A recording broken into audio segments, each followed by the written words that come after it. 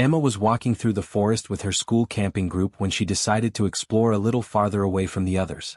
It was a sunny afternoon, and the trees were tall and green all around her. She felt excited about discovering new things in the woods. Her backpack was on her shoulders, and it held her water bottle, some snacks, and her junior space cadet uniform that she would wear at the ceremony next week.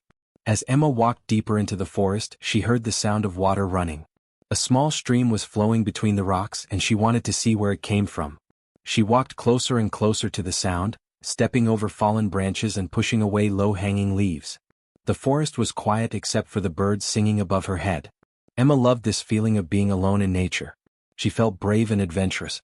After walking for about 10 minutes, Emma came to a small clearing where the stream ran through a rocky area.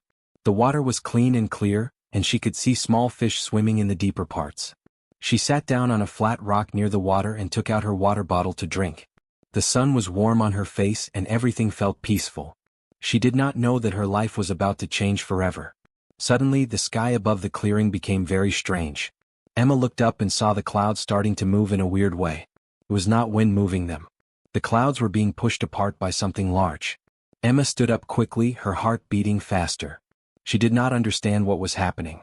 The air around her started to feel different, like when you stand near electricity. A sound came from above, not a loud sound but a deep humming noise that Emma could feel in her body. She looked up and saw something incredible. A large ship was descending from the clouds. It was silver and blue with smooth curves and bright lights all over it. The ship was like nothing Emma had ever seen before. It looked like something from her science fiction books, but it was real and it was right above her. Emma's mouth opened but no sound came out. She wanted to run but her legs felt frozen. The ship came lower and lower until it was just above the trees around the clearing. Windows on the side of the ship were glowing with a strange green light. Emma could see shapes moving inside the ship. They were not human shapes. They were tall and thin and moved in a way that looked wrong to her eyes. The ship stopped moving and just floated there above the forest. For a moment nothing happened. Emma stood very still on her rock, staring up at the incredible thing hovering above her. Then a door on the bottom of the ship opened slowly, making a sound like air being released from a tire. A ramp came down but no one came out. Emma heard a beeping sound, and then a bright blue light came down from the ship. The light hit the ground all around Emma, forming a circle. The light was warm but not hot, and it felt strange on her skin. Emma tried to step out of the light, but her legs would not move properly. The light was doing something to her, holding her in place. "What is happening?" Emma called out, but her voice sounded small and scared. The blue light got brighter and brighter. Emma felt her feet lifting off the ground. She was floating now, going up toward the ship. She instinctively grabbed her backpack straps tighter, making sure her bag stayed with her. Up and up she went, toward the open door on the bottom of the ship. Emma's heart was beating very fast now. She was afraid but she was also curious. Part of her could not believe this was real. As Emma floated through the opening in the ship, she saw beings standing inside. They were very tall, much taller than any person Emma had ever met. They had long arms with 4 fingers on each hand. Their skin looked like it was shimmering, changing colors from blue to purple to green as the light hit it. Their eyes were very large and completely black, like looking into deep space. They had no nose like humans, just small openings in their face. Their mouths were small too, with thin lips. The beings made sounds to each other, clicking and whistling noises that Emma could not understand. They seemed excited about something. One of them pointed at Emma with a long finger. Emma felt scared but also brave. She had read many books about space and aliens. She had always wondered what it would be like to meet someone from another world. The blue light slowly put Emma down on the floor inside the ship. Her feet touched something hard and smooth and very cold. The light disappeared and Emma could move again. She looked around and saw that she was inside a large chamber. The walls glowed with soft light, and there were many strange machines and screens all around. The air inside the ship smelled like nothing she had ever smelled before, kind of like metal and electricity mixed together.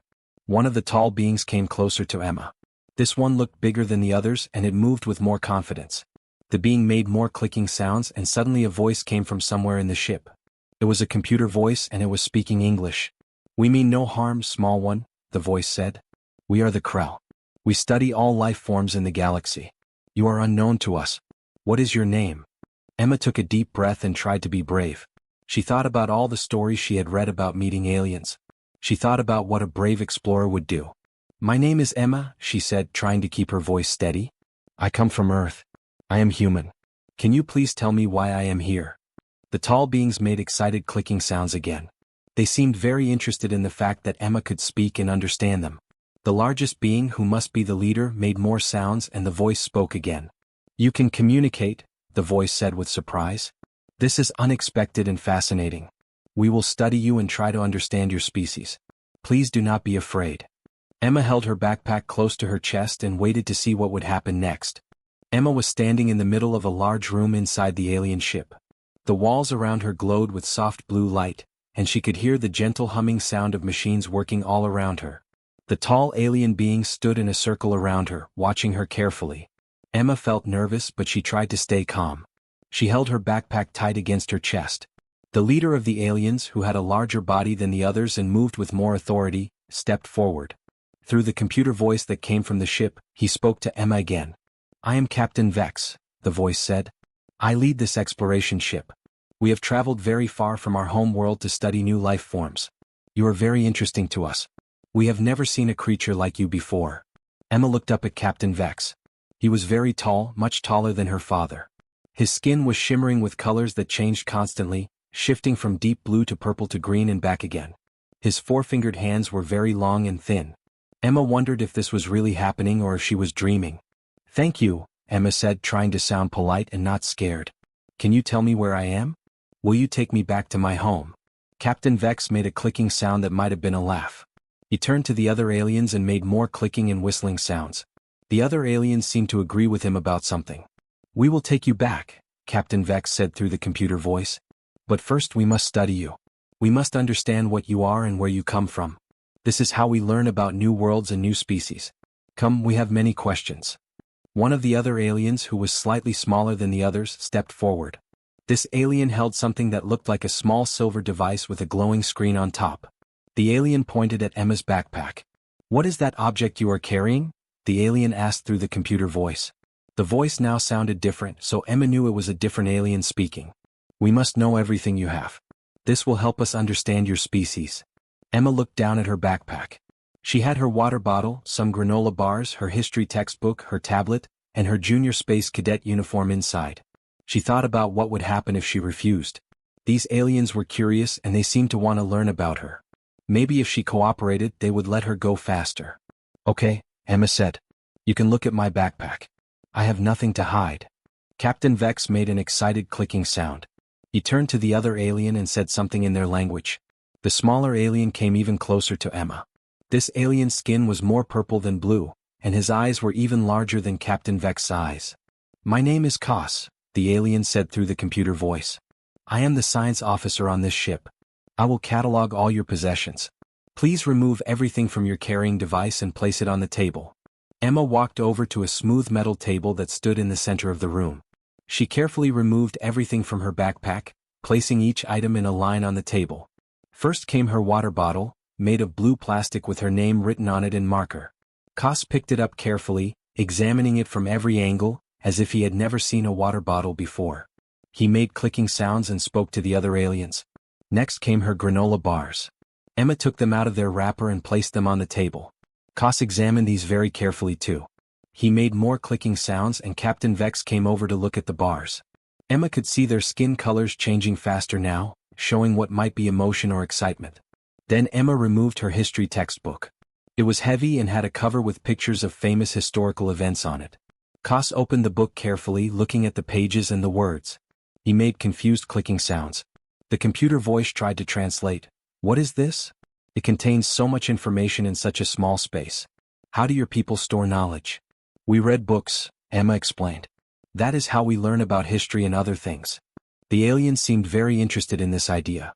Captain Vex looked at the book for a long time, examining the pictures and pointing at things he did not understand. Next came Emma's tablet. This was the most interesting to the aliens. When Emma turned it on and showed them some of the games and educational apps on it, they made very excited clicking and whistling sounds. They passed the tablet around, each alien examining it carefully. They seemed amazed that humans had such technology. Finally, Emma reached the bottom of her backpack. She felt inside and found her junior space cadet uniform, carefully folded and wrapped in plastic. She had just gotten it clean from the dry cleaners, and she was planning to wear it to the ceremony at school next week. Emma slowly removed the uniform and placed it on the table. For a moment nothing happened. The room was completely silent. The humming of the machine seemed to fade away. The aliens stopped making any sounds at all. Emma looked up and saw that all the aliens were staring at the uniform. Their skin colors began to change rapidly and dramatically. What had been bright blue and purple turned to a pale, sickly white color. Captain Vex's entire body trembled. Koss dropped the silver device he was holding. It fell to the floor with a loud clang that made Emma jump. Captain Vex made a sound that was nothing like his usual clicking. It was a sound of fear and shock. "What is this?" Captain Vex whispered, his voice shaking through the computer. He reached out one long finger and touched the uniform very carefully as if it might burn him. Emma looked at the uniform and then back at the aliens. She did not understand why they were so afraid of a simple piece of clothing. The uniform was just navy blue with gold insignia patches showing that she was a junior space cadet. It was just a uniform. But clearly, to these aliens, it meant something very, very different and very, very frightening. Emma watched as the alien's skin turned from bright colors to a pale, ghostly white. Captain Vex stood frozen, staring at the uniform on the table. His four-fingered hand shook as he reached toward it but did not touch it. The other aliens made strange, distressed sounds that did not sound like their usual clicking and whistling. Their sounds were quick and urgent, filled with what Emma could only describe as fear. "Captain, what is wrong?" Emma asked, feeling confused and a little worried. "It is just my uniform. I wear it at special school events." Captain Vex did not answer her. Instead, he made a sharp clicking sound that seemed to be a command. Koss rushed over to a large screen on the wall and began pressing buttons frantically. His fingers moved very quickly across the controls. Other aliens gathered around, their skin continuing to flicker between pale white and darker colors.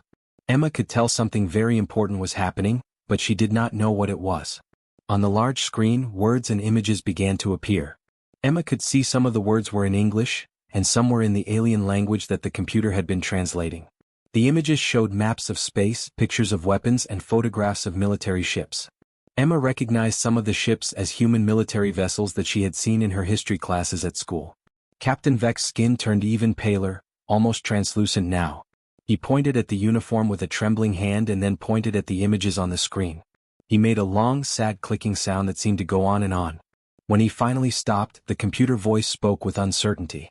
"This symbol," the voice said, and Emma saw a blue line appear around the gold insignia on the uniform. "This symbol indicates military rank and organization. This is a soldier's uniform. You are a soldier?" Emma's mind began to work very quickly. She realized what was happening. The aliens had found information about Earth in their database. They had discovered that humans had military forces, weapons, and organized armies. They had probably not believed this information before, thinking it was exaggerated or false.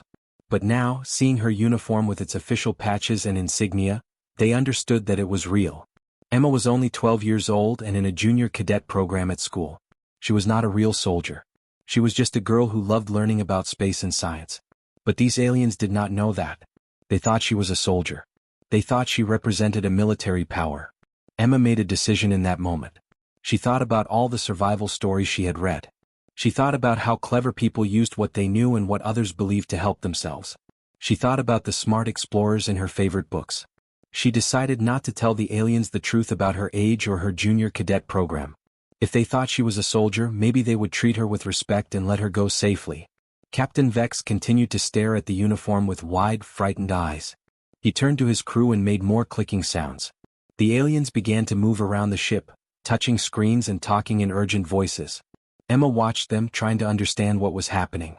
The computer voice suddenly became much more formal and polite when it spoke again. "We apologize for bringing you aboard our ship," the voice said. "We did not understand what you were. We did not know that Earth had military organization and military forces. We thought your species was less developed than ours." Emma felt her heart beating faster. This was the moment that mattered. She needed to be very careful about what she said. She stood up straight and tried to look as important and official as possible, even though she was wearing her school camping clothes and not her uniform. "What information do you have about Earth?" Emma asked, trying to sound like she was asking an official question, not just a curious girl. Captain Vex made a series of clicking sounds, and Koss brought up more images on the screen. Emma could see pictures of Earth from space, pictures of human cities and pictures of military bases. The aliens had been watching Earth for a long time. They had gathered a lot of information about human civilization. But looking at the way their skin colors kept changing nervously, Emma could tell they did not feel confident about this information. They seemed to think humans were more powerful than they had realized. "We intercepted communications from your world many cycles ago," Captain Vex said through the computer voice. His voice sounded very respectful now, very different from before. "We thought the information was unreliable. We thought your species was primitive. But now we see the uniform of a military officer. This means the information was true. This means your species has weapons and organization. This means you have power." Emma did not correct him. She did not tell him she was just a 12-year-old girl with a junior cadet uniform from school. Instead, she lifted her chin and tried to look very serious and official. "Earth is a peaceful world," Emma said carefully, remembering things she had learned in her cadet training simulations. "But we are also a strong world. We have the ability to protect ourselves and our interests." Captain Vex's skin flickered with even more nervous colors. He made a clicking sound that seemed almost like a sigh. Koss and the other aliens looked at Captain Vex, waiting for him to tell them what to do. "This is a serious situation," Captain Vex said, and now his voice sounded very worried. "We have accidentally captured a military representative from a powerful world. We must handle this with great care. We must negotiate. We must show that the Krell Collective comes in peace." Emma realized that the aliens were afraid of her. They thought she was important and dangerous. They did not know the truth. Emma decided to use this to her advantage. She stood very still and tried to look confident and powerful, even though inside she felt small and scared. "Yes," Emma said simply. "You should be careful. Earth takes such situations very seriously." The aliens made nervous clicking sounds and began moving around the ship even faster than before. Captain Vex made urgent clicking sounds to his crew, and two of the aliens moved quickly toward Emma. She felt a moment of fear, but the aliens did not try to hurt her. Instead, they gently guided her deeper into the ship, down a long corridor with glowing walls. They took her to a large chamber that looked very different from where she had been before. This room was decorated with symbols and had a high ceiling. It looked like a place where important decisions were made. The chamber had a large curved table in the center, and behind the table sat Captain Vex. His skin had returned to a more normal blue color, but it still flickered nervously with streaks of white and purple. Other aliens stood along the walls, watching Emma carefully. They seemed to be waiting for something important to happen. "Please sit," Captain Vex said through the computer voice. He pointed to a chair on the other side of the table from where he sat. "We must discuss serious matters. We must speak of peace between our peoples." Emma walked over to the chair and sat down. The chair was very tall for her small body, but she climbed up and sat as straight as she could. She tried to remember everything she had learned in her cadet training classes about negotiation and diplomacy. She tried to look calm and confident, even though her hands were shaking a little. Captain Vex leaned forward, and his skin changed to a lighter shade of blue. When he spoke, his voice came through the computer, but it sounded very formal and serious. "We, the Krell Collective, have made a grave mistake," Captain Vex began. "We took you aboard our ship without permission. We did not understand that you represented a powerful military force. We did not know that Earth was an organized civilization with weapons and defenses. We offer our deepest apologies for this action." Emma nodded slowly, trying to look very wise and official. She said nothing, remembering that sometimes silence was more powerful than words. Captain Vex continued, his voice becoming even more urgent and sincere. "We wish to make peace with your people. We wish to show that the Krell Collective is a peaceful species. We come to the stars not to conquer but to learn and to explore. We would like to offer you a formal agreement of non-aggression and friendship between our worlds." The other aliens in the room made soft clicking sounds that seemed to be sounds of agreement. Emma realized that Captain Vex had already discussed this with them. They were all nervous about the same thing. They were all afraid of Earth and its military power. "What kind of agreement?" Emma asked, trying to sound important and serious. "A treaty," Captain Vex said. He made a clicking sound, and one of the aliens brought a device that looked like a flat crystal. The crystal glowed with soft light, and words began to appear on its surface. Captain Vex slid it across the table toward Emma. "This is our proposal," Captain Vex said. "We offer mutual recognition of territorial boundaries. We promise that the Krell Collective will not enter human space without permission. We promise that we will not attempt to take resources from your worlds. We offer technology and knowledge that might benefit your species. We offer friendship and cooperation." Emma looked at the crystal device. She could read most of the words, though some of the terminology was difficult. But she understood the main idea. The aliens were offering Earth a lot of things in exchange for peace. They were offering trade agreements and sharing of knowledge. They were offering protection and recognition as an equal power in space. Emma's mind was racing. She knew she could not really sign any official treaty. She was only 12 years old. But she also knew that if she refused, these aliens might realize the truth about her. And if they realized she was just a child, everything might change. They might not take her back home. They might think she had lied to them. Emma thought about all the stories she had read about brave explorers and clever people. She thought about what a real diplomat would do. She thought about how important this moment might be for Earth, even though she knew she was not supposed to be making these decisions. These terms seem reasonable, Emma said carefully, trying to sound very official. But I must know more. What exactly are you offering to share?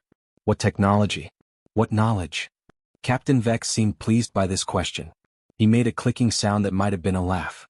We can offer medical technology that will help your people live longer and healthier lives. We can offer information about the stars and the safe passages through space. We can offer guidance about other species and civilizations in the galaxy. We can help your people become greater explorers and travelers among the stars. This sounded wonderful to Emma, but she tried not to show too much excitement. She tried to look thoughtful and serious. And what do you ask in return? Emma asked. We ask only for peace, Captain Vex said.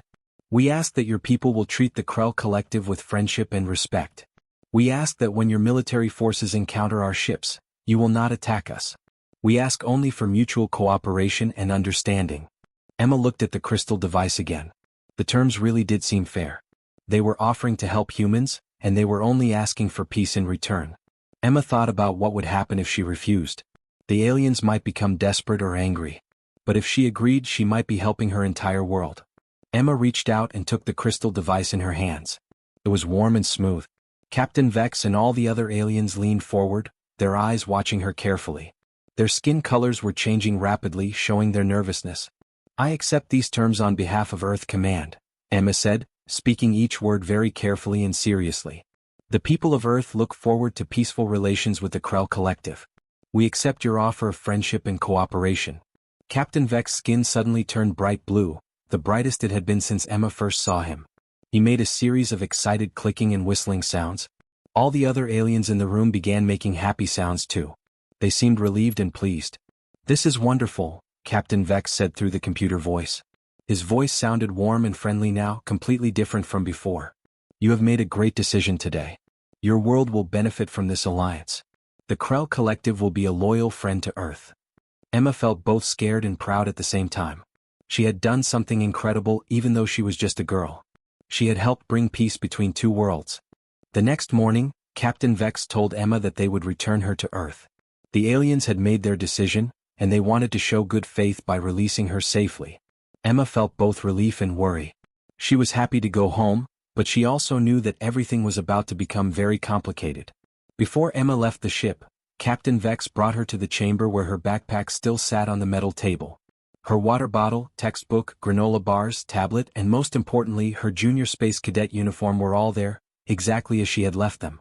Emma carefully packed everything back into her backpack, making sure her uniform was folded neatly and protected. Captain Vex handed Emma 3 beautiful objects. They were round coins made of a shimmering metal that changed colors in the light. Each coin had symbols carved into it that Emma did not understand. Captain Vex explained through the computer voice that these coins were official seals of the Krell Collective. They represented the treaty that Emma had signed. They were proof that the agreement was real. These are very important, Captain Vex said solemnly. They show that the Krell Collective recognizes Earth as an equal power. They show that we have agreed to peace. Your leaders must see these coins. They must know that we have made this agreement. Emma placed the 3 coins carefully in her backpack, next to her uniform. She felt the weight of them not just physically but also in her mind. These coins represented something huge. They represented a promise between two worlds. The Krell ship descended through the clouds and came down over the forest where Emma had been taken. The same clearing where she had been standing when the ship first appeared was now filled with the soft blue light of the landing system. Emma could see the trees around the clearing, and she recognized the small stream where she had been sitting just hours before. Captain Vex walked Emma to the ramp that led down from the ship. All the other crew members lined up to watch her leave. Their skin colors were bright and peaceful now. They seemed happy that peace had been made. "Goodbye, Emma of Earth," Captain Vex said, bowing his tall body slightly in a gesture of respect. "We look forward to peaceful relations with your people. We will wait to hear from Earth Command." "Goodbye, Captain Vex," Emma said. "Thank you for treating me well. I hope the Krell Collective and Earth can be good friends." Emma walked down the ramp and felt the soft ground beneath her feet. The blue light from the ship surrounded her for a moment, and then it faded. She looked back and watched as the ramp pulled up into the ship and the door closed. The ship rose slowly into the air, its engines making that deep humming sound again. Higher and higher it went, until it disappeared into the clouds above the forest. Emma stood alone in the clearing, holding her backpack. She could hear the stream running nearby and the birds singing in the trees. Everything looked normal just as it had been before. But everything had changed. Emma had been to an alien ship. She had met beings from another world. She had made a treaty that could change the future of all humanity. Emma walked back through the forest toward her school camping group. It took her about 20 minutes to find the path they had taken. When she reached the camp, her scout leader, Miss Roberts, was searching the forest with other adults. When they saw Emma, they ran toward her, their faces filled with worry and relief. "Emma?" Miss Roberts cried out, grabbing her and pulling her into a hug. "Where have you been? We have been looking for you for hours. Are you hurt? Are you okay?" "I am fine," Emma said, trying to sound calm. "I just got lost while exploring. But I am okay now." Miss Roberts checked Emma carefully to make sure she had not been hurt. She looked confused because Emma did not seem scared or upset. She seemed calm and peaceful. But Miss Roberts was so relieved to find Emma that she did not ask too many questions right then. Emma was taken back to camp and given food and water. She told the other children a simple story about getting lost in the forest and finding her way back. She did not tell them about the aliens or the ship. She knew they would not believe her, and she knew she needed to tell the officials first. 3 weeks later, there was a knock on Emma's front door. Her mother opened it to find 2 people wearing official uniforms. They were officials from the United Earth Colonial Defense Force, the same organization that ran Emma's junior cadet program. They asked to speak with Emma immediately. Emma's heart started beating very fast. She knew what this was about. She had been waiting for this moment, wondering if anyone would ever discover what had happened. The officials sat down at Emma's family's dining table with Emma and her parents. They explained that they had intercepted alien communications from the Krell ship. They had discovered that a treaty had been made with Earth. They had discovered that the person who signed the treaty was a 12-year-old girl named Emma. Emma's mother looked shocked. Her father looked confused. Emma took a deep breath and began to explain everything that had happened. She told them about meeting Captain Vex, about the uniform, about how the aliens had thought she was a military officer, and about the treaty she had signed. The officials listened carefully to every word. When Emma finished, they looked at each other with expressions of amazement and concern. One of the officials, a woman named Colonel Hayes, spoke first. "Do you understand what you have done?" Colonel Hayes asked, but her voice was not angry. It was filled with wonder. "You have made the first contact with an alien species in human history. You have created a treaty with an advanced civilization. This is one of the most important events that has ever happened to our species." "I did not think it was real at first," Emma said honestly. "But I realized that I had to be brave and smart to survive.